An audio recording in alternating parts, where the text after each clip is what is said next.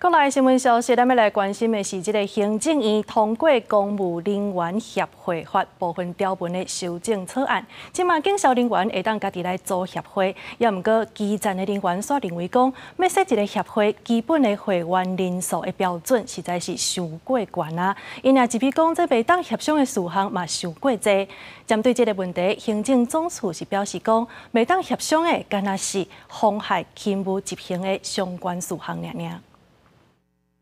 屏东民用大火造成4个消防员殉职，引起外界关心消防员筹组工会议题。行政院日前通过《公务人员协会法》部分条文修正草案，规定中央3级机关会当筹组机关协会，会员人数条件200人；警消会当筹组特种公务人员的协会，会员人数条件400人。修法嘛扩大协会会当建议协商一甲参与事项。人数门槛的问题，你定200、400，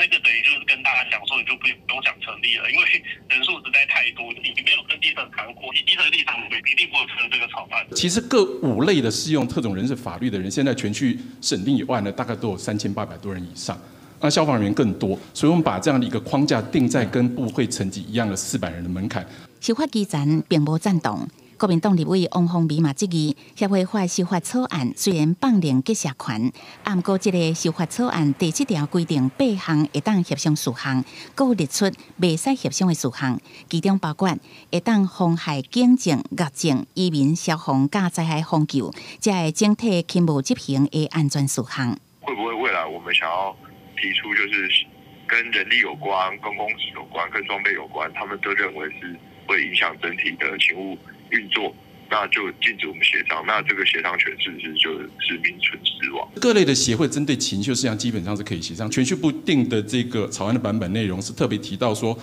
足以妨害警消等这些整体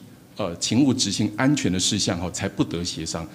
周一定表示，这届修法的重点，嘛甲协商事项放任扩增到8项，若做协商无成立，后壁还佫会当进行调解。基层是认为应该召开公听会，广纳基层团体的意见。